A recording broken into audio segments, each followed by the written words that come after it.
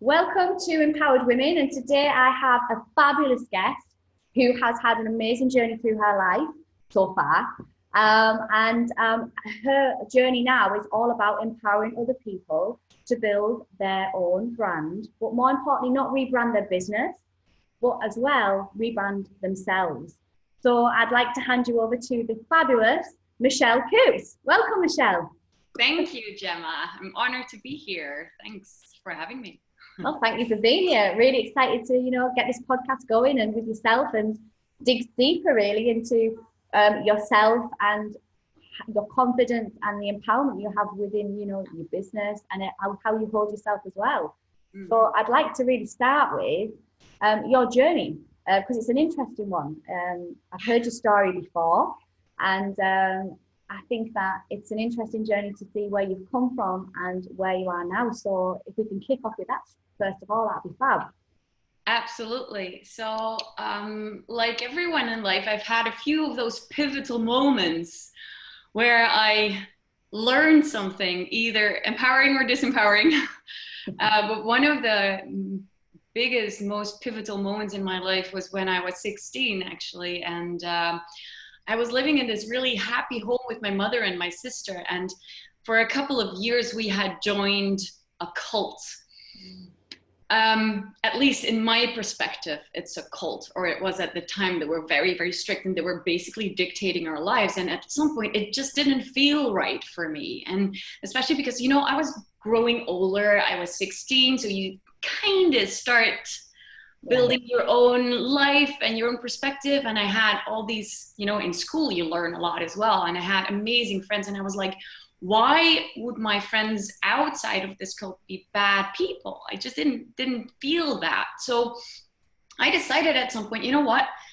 Actually, I don't want to live my life that way. So I told my mom and my sister, I want to leave this cult. I want to leave the church. I have to say that was easier than in other cults. Sometimes it's very easy to leave. So in this case, if you decide to leave, well, okay, you leave, but you do get shunned. So I got shunned by the people in the community. They were talking to my mother about how I would, I was a rebel. I was going to live in immorality, as they would name it.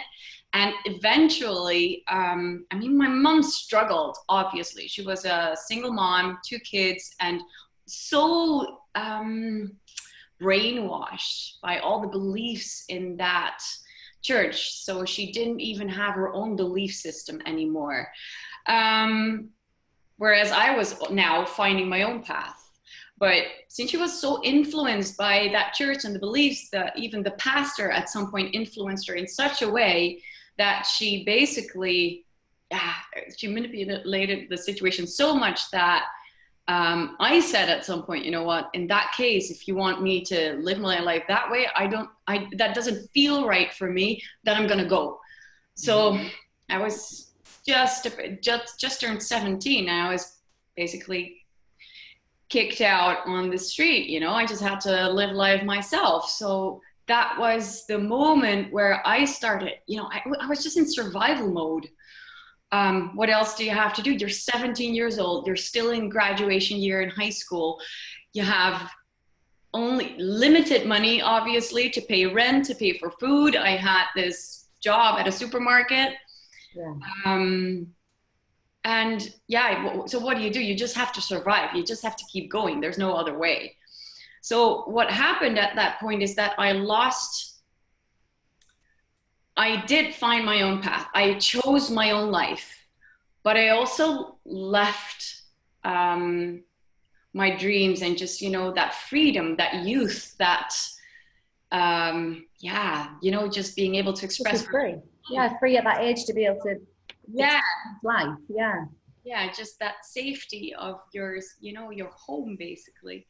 And so in the years after, just now looking back, I was really living a quite average life. Sure, I was partying like all 21-year-olds do. And I went to university and all of it. But for many years, I was staying away from that thing that I really, really desired. And what I desired at that point in my life was to tell stories. I had this gift of, using words in a certain way. And I loved writing. That was for a long time especially as a kid. That was my way of expressing myself. But for some reason, now looking back, the moment I left home and I moved out was the moment I left my pen and my dreams of becoming a writer.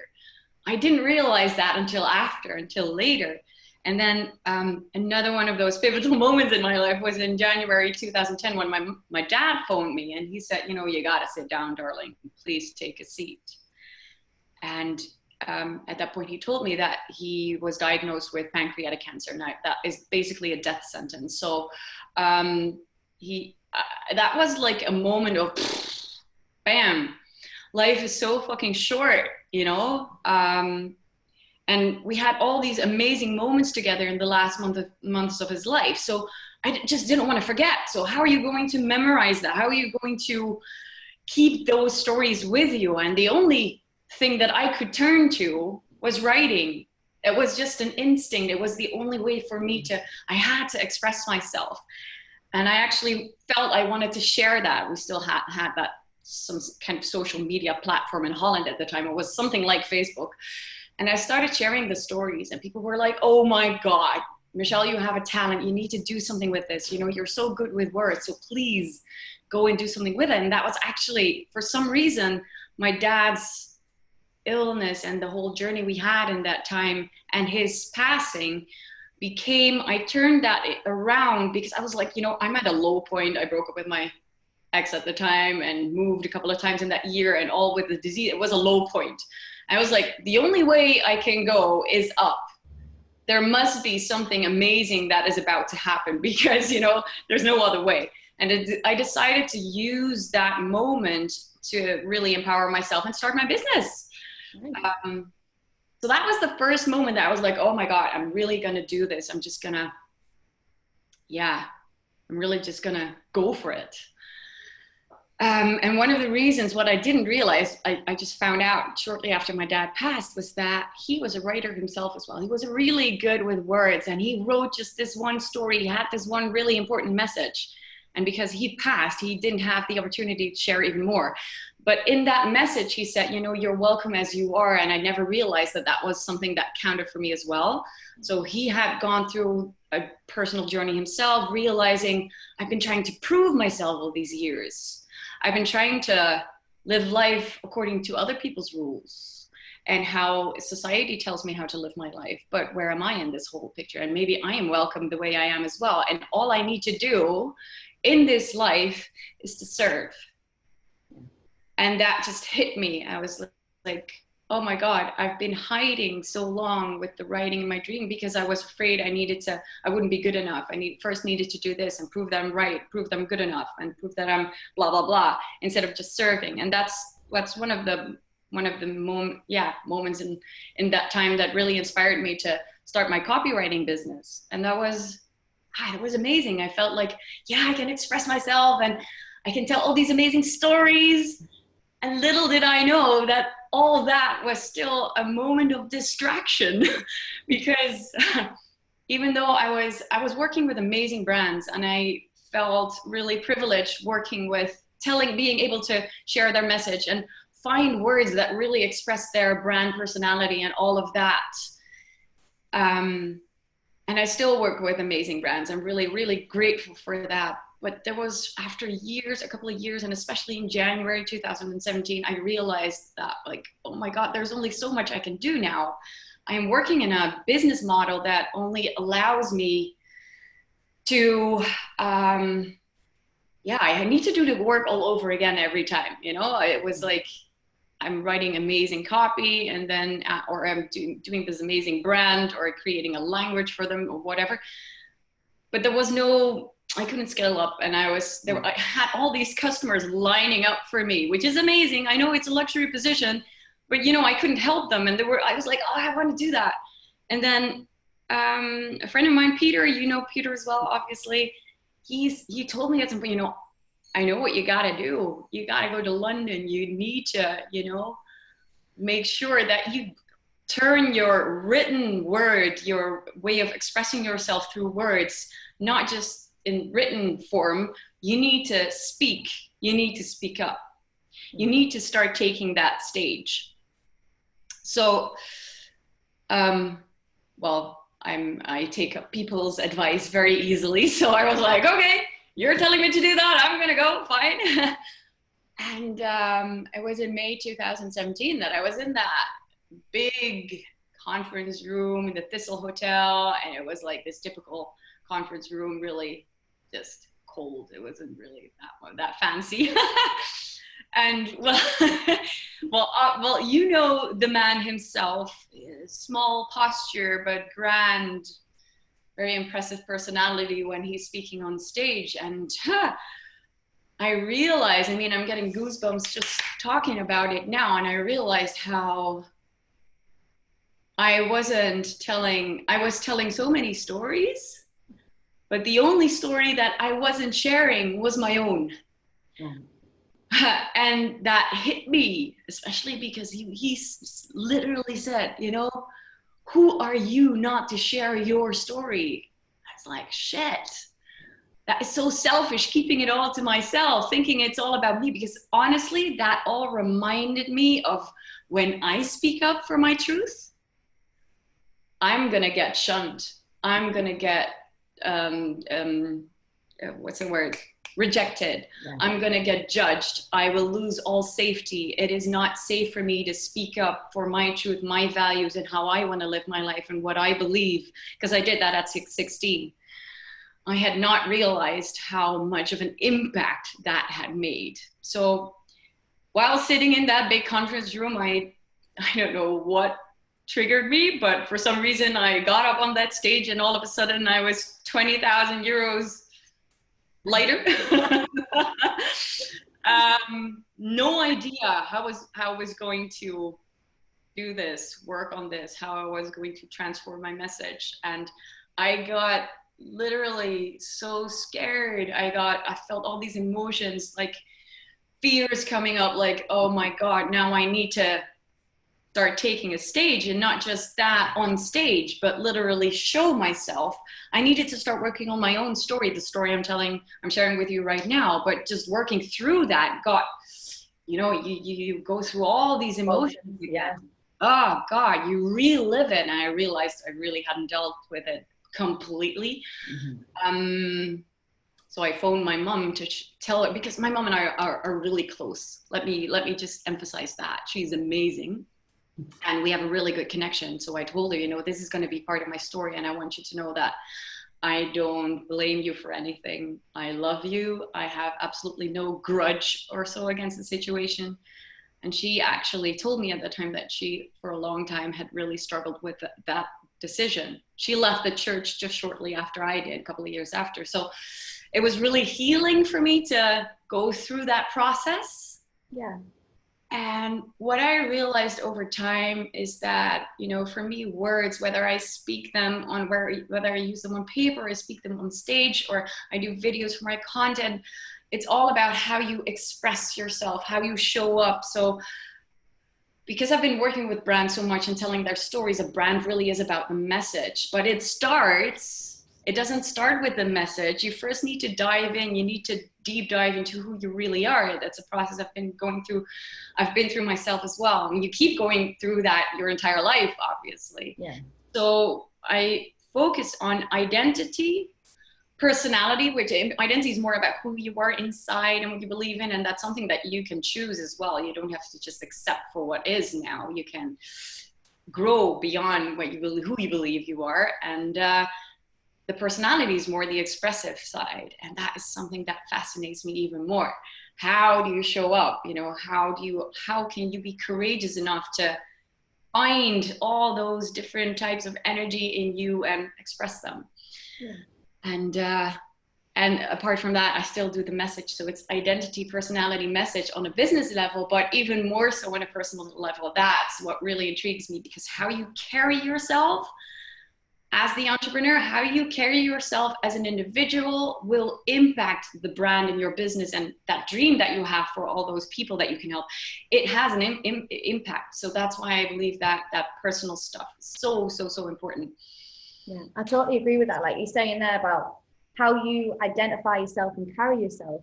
Yes. It impacts everything, doesn't it? It'll impact the relationships you get into. It'll impact the careers you choose to go through, whether you choose to go it alone and take the risk and be an entrepreneur. But it all stems from here, like totally inside. So it's about learning who you are. And, you know, like you said there, that personality side of it is the key to unlocking everything you really truly want. Yes. Yeah. And I think that's fantastic, because a lot of time, you know, the journey that we go on, we're on the journey, but we don't really know how we got there, or what it was inside ourselves that enabled us to be the person we are today. So you know, I think that's totally key.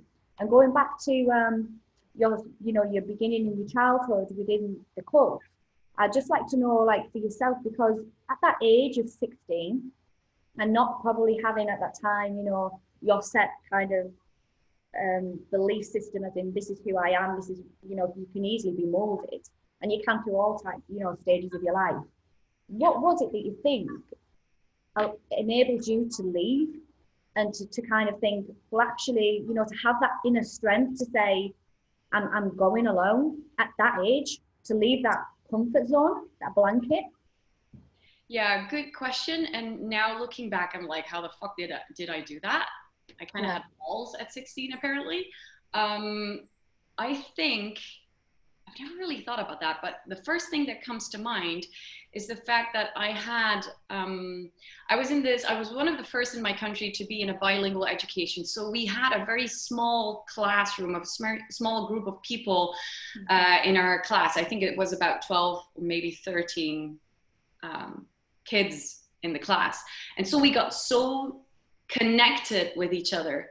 There was no outsider. We were all in it together. So that kind of connection with people in your school situation, you're in your youth, is so important. And even though the church kept telling me that, they educated us that the real friends are in the church because the other people are worldly or whatever, I still really felt connected. And having such a support system, your friends that are so empowering, supportive, et cetera, that really helps. So and I think that also the teachers in our school, especially the ones that were involved in that bilingual part, we just really had a good connection with them. I had a really nice time in high school, I think. And I think that really played a big role. I know that some people have experienced that time completely differently, even in our class. But for me, that was my warmth, my safety as well. So I was like, they got my back. Yeah. I'll be fine. And of course I had my grandparents who weren't in that church. And I had my dad, who I didn't really speak to a lot, but especially as I got older, as a kid, the connection was we were a little bit disconnected. He didn't really know how to handle kids. But as I grew older, the connection with my dad became stronger, and he was always there for me. So I think that helped as well. Yeah, great. And I think that, you know, the fact that you did it at such a young age, you know, is testament to you having that strength inside, but also, like you said there, looking back about the environment you place yourself in as well, and those external things as well, because, you know, people listening to this podcast might be in situations where they might be at the moment disempowered, or in relationships that aren't right for them, and to gather that courage to either change it or to improve it. You know, it's about, you know, looking inside, like you said you did with yourself, but also knowing that there's support out and around as well. Yeah, definitely looking inside, because I wanted to become true with myself. I was like, who am I living my life for? Do I want to live? I literally asked myself at 16, do I want to live my life, the rest of my life, going to church 3 times a week and all the other activities? Do I want to do that? Is that how I want to spend my time? And the question, or the answer to that question, was no. So I knew I needed to get real with that, because that was just not my value system. I just started learning about having a frame of reference and values and all of that. That was, of course, I was young. You just get to know through high school, social studies and so on. So I just started applying that to my own life, what I learned in high school. So And it really starts within yourself. And I think that naturally I've always been a very autonomous person. I've always been someone who does things their way. That's what I've always done. I still do that. That's why I love working with brands, because brands, or personal brand, is all about doing you. You do you, regardless of anyone else, you know? And you don't let the outside world or what other people tell you, you don't let that define you, and you definitely don't let anyone tell you what's the right way. But to do that, you really need to go inside and really find your own truth and unveil your own truth. Yeah. You know, what you just said there, you know, about you finding you, it's a huge thing, that, you know, I believe in society there's a lot of things placed upon us, or, you know, ways to act and what's right, what's wrong, and other people's opinions, and we can conform quite a lot and be worried about what somebody else might say or might think. Yeah. But what would you say to the listeners? You know, like you said, you had that from a young age, you know, I'm going to follow my truth. How would somebody who is wanting to kind of break the mold or follow their truth and do what they really truly want to do, where would they start with that? Like, you know, because it can be scary when you go against the grain. Oh yeah, definitely. It is scary. And I'm not going to say that from 16 onwards I've done that perfectly at all. I mean, I've had my moments, a lot of moments where I was still influenced. For a long time, I believed that I was only beautiful wearing makeup, for example, wearing high heels. I would rather have painful feet, bleeding toes, for the sake of having that extra length and looking sexy. And wearing makeup as well. And it wasn't until I had a beautiful man, 7 years younger.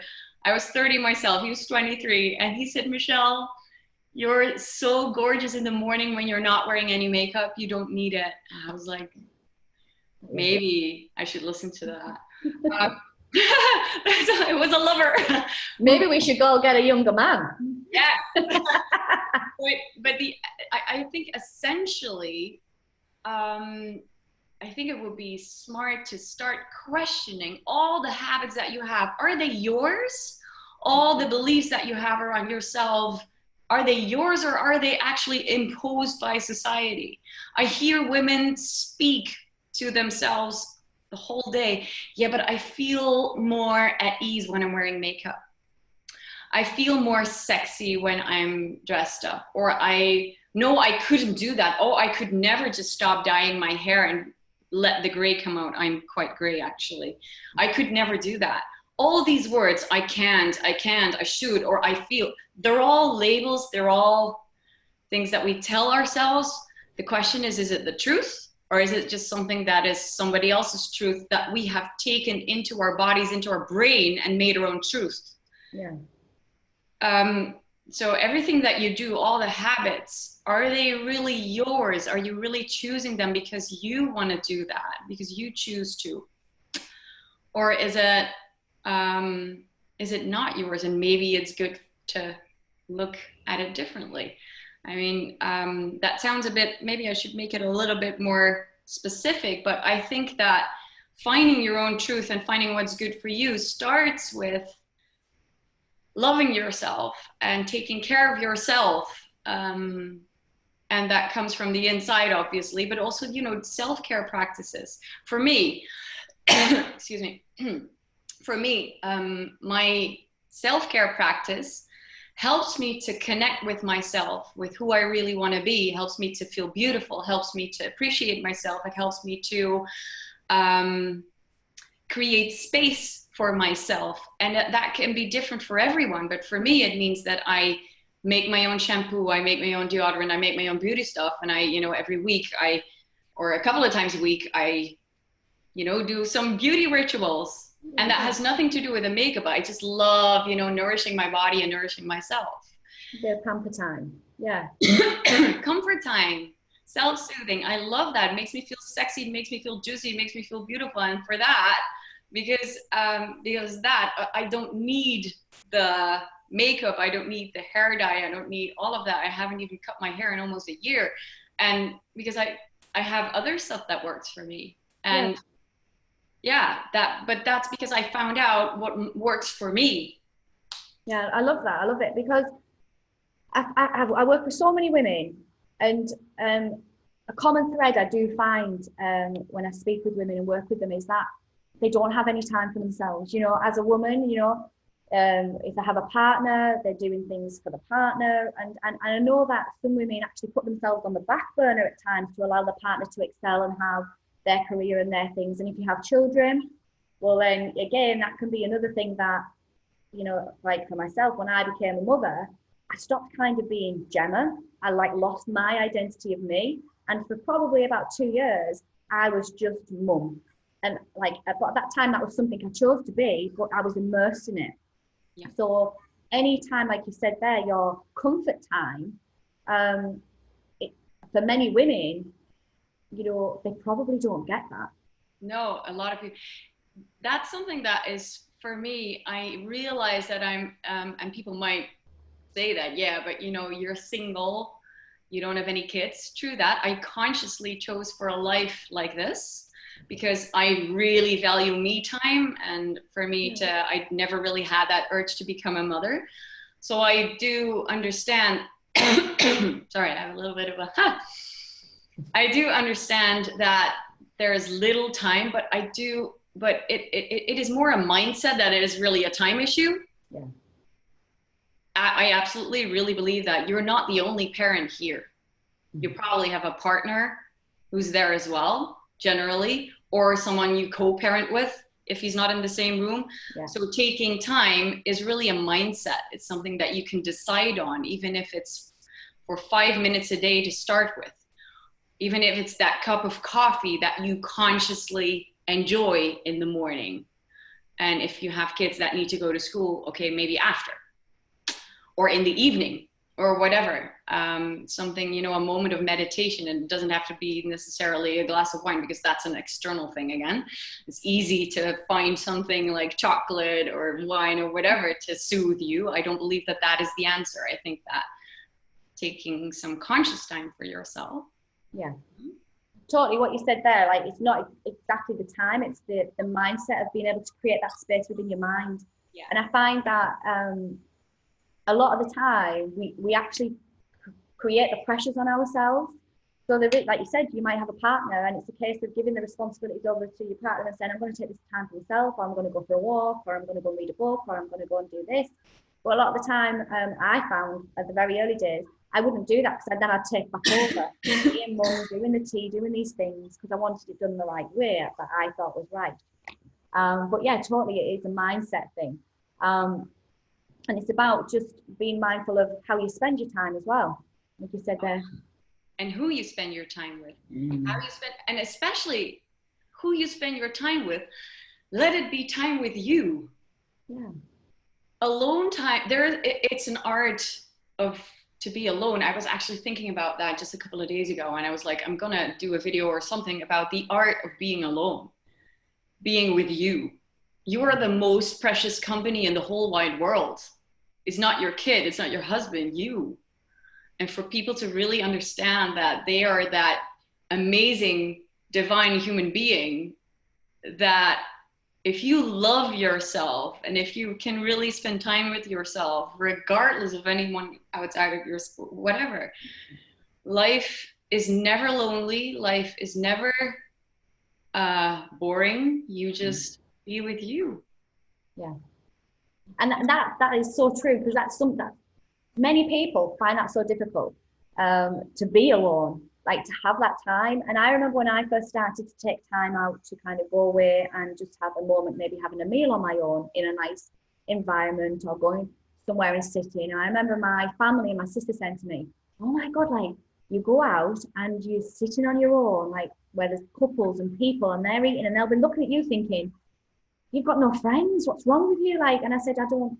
And it was that kind of fear of, like, she said, I could never at that moment sit on my own or go out on my own because of what others would think.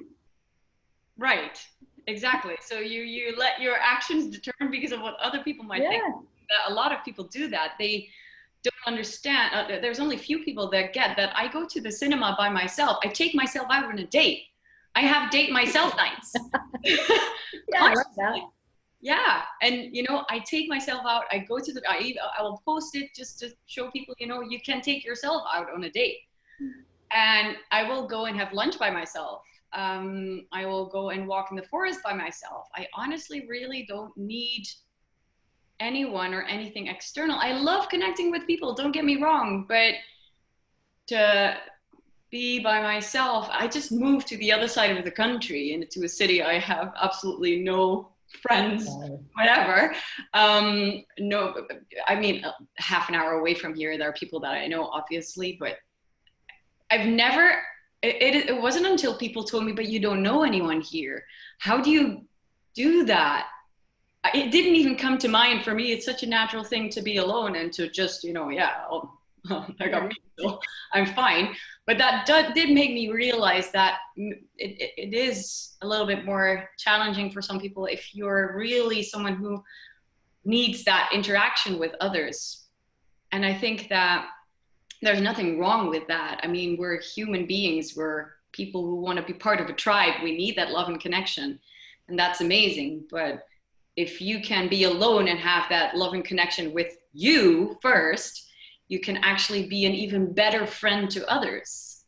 Yeah. Be a better lover, be a better mother, or father, or whatever, just to allow yourself. Most people, they're not necessarily afraid of being alone, but they're afraid of what comes up. All the thoughts, and they will get into their heads, into their minds, and all the, oh my God, why am I here? And I need someone. They need the distraction, basically, because otherwise they will start listening to all the stories that they tell themselves. Yeah. Yeah. Just going back to, you just saying you've just recently moved and, gone to a place where you know nobody at the moment, which for a lot of people would be my sister. Your sister. Which can be completely daunting. I just want to go, obviously, recently you've just come out of a very long-term relationship as well from your husband. And I just want to talk into that, if you would, because for a lot of women, a breakup of a relationship, or anybody, to be very honest, can be something that can be very, very difficult to move forward from. Yes. Or actually take action on to break away, or even get over it. So for yourself, I'd like, if you would, just talking to, how have you done that, and where are you on that journey? Yeah. Right. Yeah. So I am very blessed that my ex-husband and I both have that mindset of wanting the other person to be happy. Any grudges or pain or hurt that you might experience is, it's just something, it's there, it's allowed to be there, but it doesn't mean that you don't want the other person to be happy. I've never really held a grudge or anything, even though we really went through some difficult times and difficult years, him struggling with addiction and me taking myself out of that, just putting him first. So for me to find my own boundaries, feel my boundaries, and realize that it is okay to choose me at some point, that was a real journey, because, especially as women, we're caretakers. For me, being the caretaker has been in my DNA almost, it's in my body. And I've been doing that for so many years. Even when I was a kid, I was put into a caretaker role from a very young age, even before the time that I talked about. So as a caretaker, one thing that you don't do is you don't bail. So that was a really big struggle. And I think that a lot of women can identify with that, because we're caretakers. We want to put the other person first. And that means that we put ourselves second. And that never works, because you get that disbalance. And when there's a disbalance, it is not possible to really connect with someone on an equal level. Sorry, I apologize. So I think that for me to realize that my part in this was I needed to take responsibility for the fact that it wasn't him doing things to me or whatever. I had to play a part. because I wasn't putting myself on that first position, and that didn't allow us to get into an equal balanced relationship. Of course, that was his part, so it wasn't even possible. But for me, I failed at putting myself first. Right. And because of that, like a lot of women end up in that mothery role with spouse. Yeah. You're basically judging, disapproving, or trying to be compassionate and caring, or you're trying all these different roles and it doesn't work because you're not putting yourself at that same level and seeing the other as an equal partner. Luckily, I see a lot of people who can do that, who have that, and that I love seeing that, knowing that that is possible. But for me, in our relationship, in our dynamics, we just couldn't do that anymore. And for me, I went into a whole journey of, really loving myself. I've been working on that for a couple of years. And the result was that eventually we decided together, actually, that was time to let each other go. And I reframed the situation because it's so easy to see it as a break. As a breakup, that's the word that we use around the whole situation. It is a breakup. So that feels like it's tearing up, you're tearing yourself apart from something. Whereas in fact, something like that happens is just a transformation in your life. And you're transforming both of you, and you've given each other the opportunity to learn and grow and mirror each other and become the person that you are today. And at some point, how amazing is it if you can let each other grow and grow even further? Because for a while it works, and then it kind of blocks you, it stops you. Yeah. So instead of seeing it as a separation, a breakup, or a divorce, or whatever, as something that is painful, it is something that will allow you to be your really beautiful self. Yeah, I love that, the way you just said you reframed it. Yeah, it's all about reframing the situation. It is, and there is a process in doing that, but I really believe that that is possible. You can definitely do that. Look at it from a beautiful, loving, grateful side, perspective. Yeah. Be grateful for everything that you've gotten from your relationship, and don't hold any grudges, because the grudges that you hold within yourself, they will manifest in your body, and that is, it's negative energy. You don't need that. Yeah, totally. And you talked about that you're on a journey of loving yourself. What would you say to somebody to start that journey? Like, how would you start to truly love yourself? Sometimes I've just thought about that last week, actually. Like, do you really need to first love yourself to actually make time for yourself? Or can you make time for yourself without really, really feeling that self-love, and that self-love becomes a result? I think it works differently for everyone. But I would say, if you could make a list of all the things that you really love to do with you. Like for me, it is my cup of coffee in the morning. Like for me, it is my Sunday beauty ritual, using the remaining coffee to scrub my skin, and all of that. For me, all of that is, or taking a walk in nature, really writing down what it is that makes you feel good, that makes you feel you're in your body, like happy, joyful, but just something that you do alone. Make a list of that, and then decide what you're going to do each day to have a moment of that experience, have bliss, to experience that joy. And I really think that anyone can do that. You might need to deep dive into, what really gives me pleasure, what really brings me joy, something that I don't need anyone else for, something that makes me feel good. And yeah, do that. Find a few moments every day, even if it's just 5 minutes. And then at least once a week, spend a little bit more time with yourself. And then just doing that, allowing yourself to take that time with you, will automatically, grow that self-love and self-appreciation. And look at yourself in the mirror and look at all the beautiful parts of you. And don't think that you're not pretty because you get wrinkled. Don't allow those. I don't even read all the magazines anymore. I tuned out. I don't have a TV. I don't read the magazine. I think it's all bullshit. Yeah.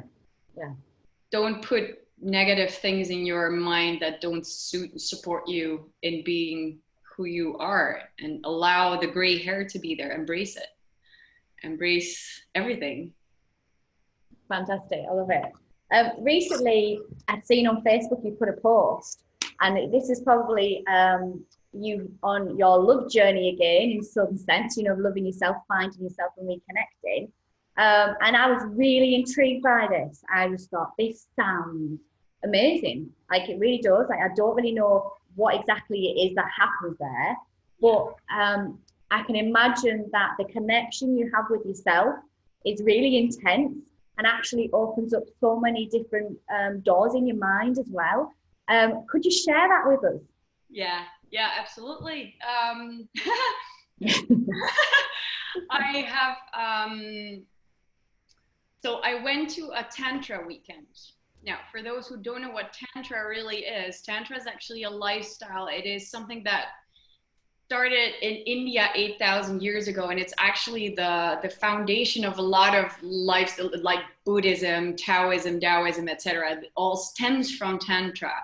And there's a number of different elements to Tantra, one of them being the pranayama, which is breath work. Yoga is another. And there's, you know, so there's all these different ways of creating a life around Tantra. But what we believe in the West, actually, when a lot of people, when they think about Tantra, is that it has to do with sex and sexuality. That's what I thought. Yes. Sexual positions and all this stuff, yeah. And it is true that this is also a part of it. But when you look at what the word Tantra really means, Tan means expansion, Tra means liberation.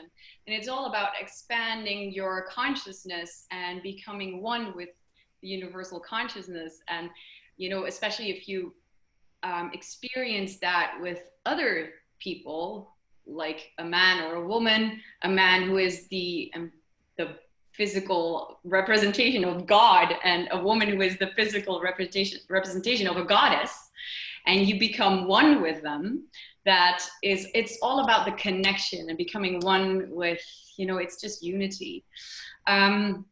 So when it comes to Tantra, it is all about that becoming one, and about connecting with people, connecting with yourself, connecting, you know, and also going through all the bad shit.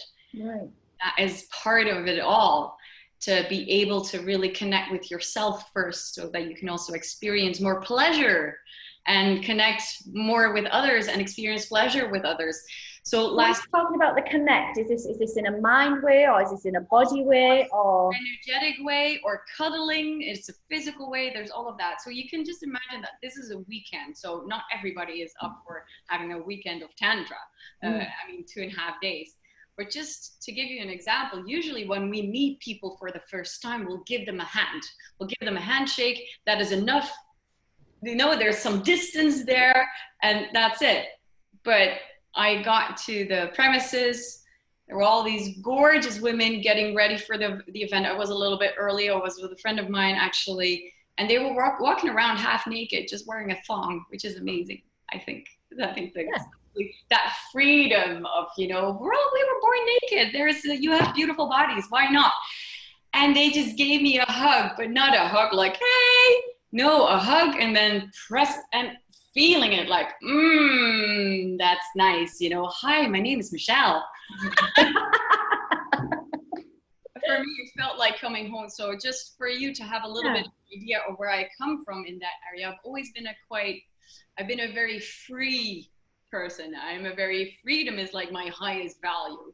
So I've always been very open-minded around sexuality. I've experienced the most crazy thing. I've been to couples clubs, fetish parties. I've done orgies. I've done it all, you know. So for me to get into a situation where people are naked and that was amazing. Yeah. I felt at home, so it's easy. But that is not necessarily what Tantra is about, because it's not all about that, you know, that is quite, not everybody will feel comfortable there. And that's why I want to emphasize that Tantra has nothing to do with orgies or anything icky at all. It has to do with being able to let the energy flow through your body so that you're so connected. So you first, to really allow yourself to feel that energy in your body, feel that sexual energy, and use that in your advantage, means that you need to go through some stuff, because a lot of people hold things in their bodies. A lot of women, men as well, hold shame, guilt in their bodies. You can just feel that as soon as you tense up, or you feel that your body tenses up as well. Yeah. So a lot of people don't really feel that connection with their bodies anymore, because they're so much stuck in their minds. There's so much shame around being who they truly are, or expressing themselves in all these different areas. And for me, I believe that the sexual energy plays a really big role in that, because a lot of people I see are disconnected from that sexual energy and that sexual power, something that I've always felt that was there. And still, I also needed to still go through some stuff, because, you know, for example, oh my God, I didn't plan on saying that. Yes. Okay, I'm just going to share it. Just do it. This is me becoming really truthful and vulnerable here. Love it. A couple of weeks ago, I had a tantric energy massage by two women, two amazing tantric teachers, two amazing professionals. And I was experiencing that. I was being given that. And first of all, the first thought that came to mind while they were massaging my body was, oh my God, I'm really liking this. Am I allowed to experience pleasure here? So that was the first moment. Yeah. It told me something that, hey, with all, I thought I was so liberated, and apparently I'm not really allowing myself to experience pleasure. So, wow, there's something that is hold back, like, Yeah. So I voiced it, I expressed it, said, you know, there's a fear coming up of me not being allowed to experience pleasure in this situation. And they literally said, yes, you are allowed to experience pleasure. And that is something that Tantra is also about, is really allowing yourself to experience pleasure your way, by setting your boundaries, voicing your boundaries, and voicing your desires as well. So that expression, the voicing it, is so incredibly important. And I've learned that in last weekend as well. But the second thing that came up during that that massage, that session that I had, is at some point they were, you know, like, they're literally touching me, and I allowed them to do that, because a lot of our tensions or stories are stuck in our body. I had no idea that that was true, but it did come up. At some point, one of the ladies was pressing a certain point within my vagina, actually, within my yoni, as they call it. And she said, is there anything specific comes up when I press here? And all of a sudden, I got an image of a situation that is related to the cult I was in. right. And the pastor, it was a very small setting that was still in a very small, you know, just a couple of people. And the pastor was preaching about how you should not do any self-pleasure. Masturbation was wrong. And I think it was 11 or 12. I was always very young to start discovering myself. And basically, that point, my mom actually gave me a nudge, like, hey, pay attention. And I felt so shamed. Yeah. I felt so shamed at that point for being a sexual being, for being so young. It wasn't even sexual for me. It was just discovering myself. And I wasn't allowed to do that. So from that moment onwards, I was constantly reminded that self-pleasure is not allowed. It is sinful. It's immoral, and that you can only do that within a marriage. And apart from that, you know, having a sexual relationship with yourself is not healthy. And I hadn't realized until that moment where I was getting that session that this was so deeply embedded in my body.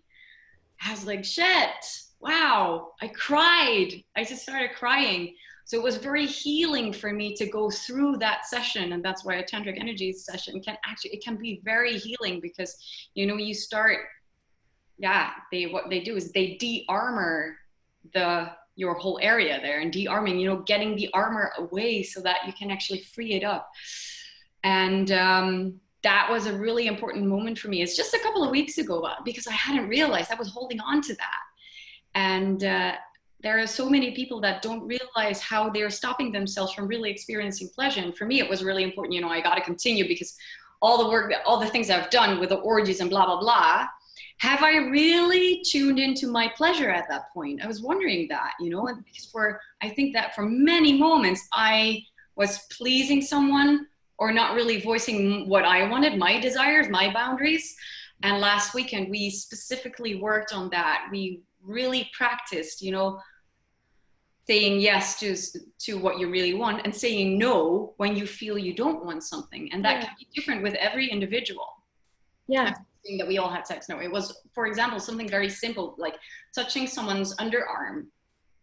If just practicing with exercises like that, do you want to do that with that person or not? And you can say no.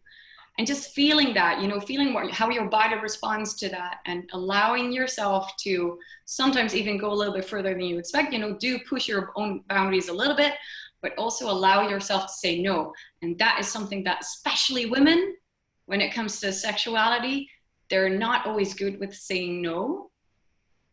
Mm-hmm. So therefore they're denying themselves the pleasure that they really deserve to experience. Yeah. And I suppose it's really with women as well, you could possibly say they're not very good, you know, at times of saying yes, like being liberated in experiencing what we want to experience, because as in society says, you know, we're coming a little bit further away from that at the moment. But, you know, if you're a woman and you had so many partners, you named a slag and all these other things, and men are named the other way. And then, you know, in society, it's a lot of the time is a woman should be with a man and they should have that relationship in the way it should be. But because, like you said, there's a lot of shame there for women usually with sexuality, and finding out what you enjoy and who you truly are, and not having any guilt or shame around experimenting or, you know, finding that out. Because, you know, you're either too sexy or you're not sexy enough. You're too much of a wallflower, or you're too expressive, too energetic, too average. There's always something, you know, we're constantly being shamed. A lot of women are constantly being shamed for their sexuality. No, you cannot show yourself that way. That is too slutty. That's too much cleavage. That's a too short skirt. We were born naked, for God's sake, you know, just allow everyone to be who they want to be. And for especially women, they are constantly, you know, what can I do in a situation like that or not? And it just contains that energy that longs to be expressed and to flow and to move around in our bodies. And for me, for example, to experience what the life energy, that life force, and within Tantra, they call that the Kundalini Energy. It is something that we all have in our bodies that is usually dormant, as they say, at the base of your spine. But you can awaken that. And for that to be awakened, you need to really make sure that there's no blockages in your energy centers anymore. And actually what I love is that Dr. Joe Dispenza explains this in a scientific way. He gives you the scientific and biological explanation of these energy centers and how that works. So it's not mumbo jumbo. It is not all just spiritual, blah, blah, blah. No, it's actually something that's real. But once you work through that and you can actually release those blockages in your body, and you have that, you can let it flow, and you can actually, you know, let that energy increase and flow through your body. My goodness, you can experience so much more pleasure. You can actually experience so much more orgasms. We're all for that. Different types of orgasms, full body orgasms. I love how I can simply sit on my bike, go to the town, and I'm in this orgasmic state, like, this is epic. I love it. I know. And the thing is that everybody can tap into that. Everybody can tap into that. And one of the things that I do, for me, breath work is really important. Breathing. Okay, so this is going to sound maybe a little bit weird, but when you visualize your breath and you specifically send your breath to your pelvic area, pussy breathing, breathe into your pussy. That really helps, you know, just really some really intense breathing. doing that, focusing all the intention on your pelvic area, see what happens. It's something very simple you can do now. You just go lay down and do that. You tune into that area. You can experience, even that can also increase pleasure. Feel more for you to feel more connected to it. Yeah. You talked about allowing you to harness your sexual energy. Yes. What do you feel the sexual energy, once you're able to connect with that, enables you to do? Yeah. So what I believe is that your sexual energy is actually one of the biggest tools or energies that helps you to really be self-confident. Just think about, so I'm talking about sexual energy. I'm not necessarily talking about sex, obviously. It's something that you can just, ignite on your own as well. But just to give you an example of when you've had this amazing, great, fantastic, orgasmic, connected, blissful sex with a partner or a lover, whatever, you feel alive. You feel desirable, you feel wanted, you feel seen, you feel so juicy and vibrant. And that is the energy I'm talking about. To feel that it's a feeling of being alive. It's a life energy. Your sexual energy is literally a life energy and it's your basis of your creativity. Just think about it. You as a human being, all of us, we are the creation of two people having that sexual energy, sharing that sexual energy with each other, and life was created. So it only makes sense that sexual energy is the same as that creative energy that you need to really put yourself out there. And it is actually the basis of really stepping into your personal power. Once you feel that vibrancy, you feel that life energy in your body, you feel that sexual energy, and you can actually, really own it and express it in so many more ways. So confidence, self-confidence really stems from embracing that sexual power in yourself. And when you look at the energy centers, this is more from a spiritual perspective, you can see that the root chakra, which is your trust and feeling safe, then there's the sacral chakra, which is the second chakra, is the sexual chakra. And that precedes the third chakra, which is your personal power and your solar plexus. So looking at that, if your first two chakras are blocked, energy centers, again, this is all medically, you can explain this medically and scientifically as well. I just cannot repeat all of that. Dr. Joe Dispenza can. But Dr. Joe Dispenza. Yes. Right. Yes. So if anybody's listening. Dr. Joe Dispenza, he is a scientist and he can explain all of this in a science-based way. But when the first two energy centers are blocked, automatically the third and the fourth, etc., are blocked as well. And the third one being your personal power, which comes after the sexual power. So that's how I believe that if you can really truly step into your sexual energy and your sexual power without necessarily needing anyone else to give that to you, so you're owning your own sexual power. You don't have to go look for it elsewhere and have sex with everyone in the world, because that would be an external validation. I'm talking about you owning your sexual power and letting that flow. And really then, and even if, oh, by the way, let me tell, I'm not shaming anyone who does go out and do whatever you want, have fun. Yeah. Whatever makes you, just make sure that you do it, choose it consciously. Be aware of the choices that you make, that's all.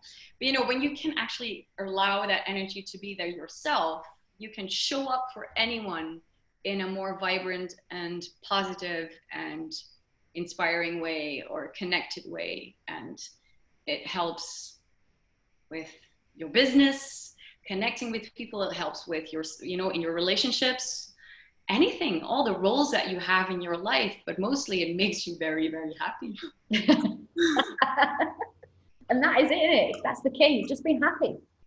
Yeah.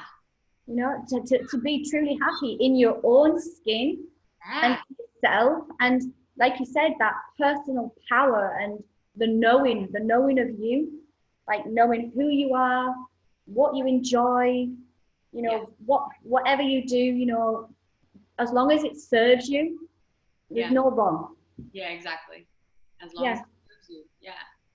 And I would also wish for women not to just take the time, 5 minutes to do whatever, like I was just talking about, the self-care practices and all of that, but for them to start experiencing more self-pleasure time instead of relying on a partner, but really discovering your own body, not for the sake of getting a peak orgasm.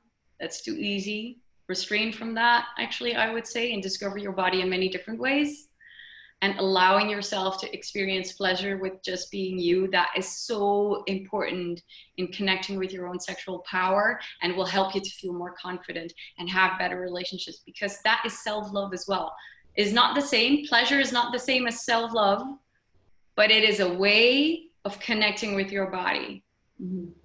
Yeah. Can I ask, on your journey of finding yourself, and like you said, you're quite liberated in the way that, you've gone to orgies, you've gone to clubs, you've done the swinging scene, you've experimented with a lot, and have you, on your journey of doing that, did you come across any resistance or anybody disagreeing with what you were doing? Or I'm pretty sure there were people that were like, well, most of my friends, they were always, they were enjoying my stories, like, oh, that's Michelle, that's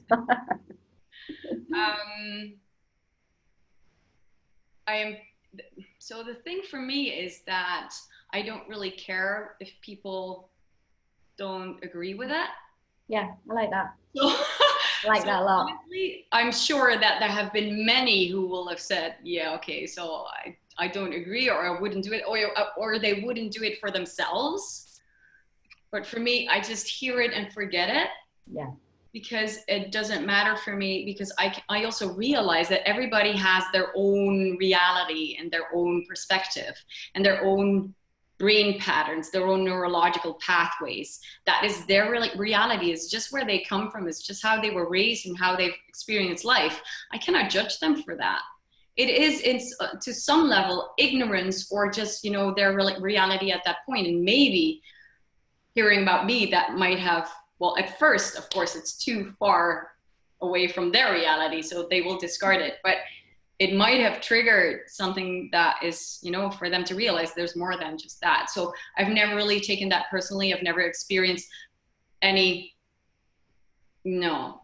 shaming around that. That was more in my first years, shaming around the self-pleasure, etc. And once I got away from that church, it took me a while, obviously, to get over that. But as soon as I felt free, early 20s, and I started experimenting, I've never really felt judged by people, because I don't let them judge. I don't allow them to judge me in that way, but not in the sexuality way. I've always had that kind of freedom. For me, the difficulty with judgment was more around when I speak up. And when I share my beliefs and my stories and my knowledge as a professional, that is something that I felt really uncomfortable with for a while. Yeah, like when you said, when you're doing your copywriting and sharing stories, but then when you've got to go on the stage and say, here I am. This is what I believe, and this is what I think will help you in your business. Yeah. What if I'm not good enough? Yeah. Yeah. What would you say that somebody then listening, or even what you did to get over that, that fear, that kind of the ego talking, or the fear of rejection, or somebody not agreeing? What would you say if there was one thing for somebody to start to kind of really truly open themselves up to finding their truth and really, finding themselves? What would you say is that one thing? Because we say that I just don't, but there's a journey we go on when we say we just don't let that affect us, but there's a journey to get there. Yeah, I think it starts with being courageous, because confidence is usually the result of doing something over and over and over again. So don't expect yourself to feel confident. Allow yourself to not be ready. Allow yourself to be discomfortable, to feel some discomfort around something new. That is not a bad thing. We tend to judge discomfort as, oh, I want to stay away from that. This doesn't feel right, so I'm just going to go back to my old situation. Whereas discomfort is not a bad thing. It's just a phase you go through, and at some point that new thing becomes comfortable again as well. So that requires the courage to go through that.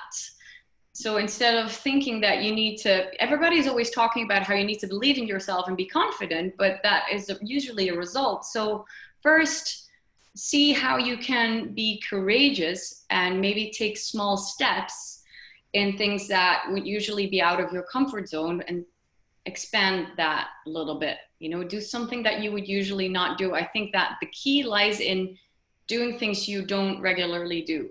Go and do something new, novelty, something you've never done before. I think that is usually, you need courage to do that because it's out of the ordinary. So do new things, even if it has nothing to do with that thing in your profession, if it has nothing to do with the ultimate goal that you want to work towards, but you know, just something, playtime. Play a little bit, do something new, because it will teach your brain something new as well. Every time you do something new and you experience something you haven't experienced before, you're literally creating new neurological connections. So you're actually physically changing your brain. And by doing that, you can, and by doing that constantly, you're changing your mind the whole time, as Dr. George Dispenza mentions it. You change your mind, literally. And that will allow you to grow and therefore expand and get to that point where you want to be. Yeah, I totally agree with it. That's great advice, Michelle, because it is kind of, I take the opinion, you know, like Nike says, just do it. I said, just fuck it, just do it. Just jump down, build your wings on the way down. Because if you look for, like you said, you know, don't have the courage to start, you never will. Yeah. And nothing's ever going to be perfect, is it? Nope. Ever. And nobody's ever going to 100% agree with anything you ever do. So in life, you know, you're always better just being Marmite, following your own path, and just testing. Yeah. Totally. Well, I just want to say thank you, Michelle. I've enjoyed this a lot, and I've learned a lot as well. I really have. You know, I love it. I'd just like you to share, you know, any of the listeners, where they can find you, if they want to connect with you. If you can share that with us, that'd be great. Yes. All right. So I would definitely say start following me on Instagram, because I share so much content on Instagram, a lot of videos, IGTV, on the story, Instagram stories, you name it. So that would be at Michelle Coops. So Michelle's with E-double-L-E at the end, and then Coops is C-O-O-P-S. Quite easy to find. Follow my Facebook page, I would say. So that would be facebook.com/beabrandrebel. My company is named Be a Brand Rebel, all in one go. And so beabrandrebel.com. Actually, when you visit my website, it is bilingual, so for Dutch people as well as English people, and you can actually download a free tool, which is all about the story. So this is not necessarily about all this stuff that we just talked about, but if you just want to make a little bit of a start of building your own story and your own message, then that free tool will definitely give you a lot to go with. A lot of people are raving about it, so that might really help you a little bit. That's fantastic. So that's where you can find Michelle. So I just want to say thank you, Michelle. You know, really thank you for sharing and being so open and intimate with it as well, because I think transparency is key, absolutely, for all the listeners as well. And anybody listening, you know, you'll find this on my Facebook page and also my YouTube page, which is Gemma Sharples. So connect there, guys. I'll see you later. Thanks for listening. Thank you. Thanks, Michelle. Bye.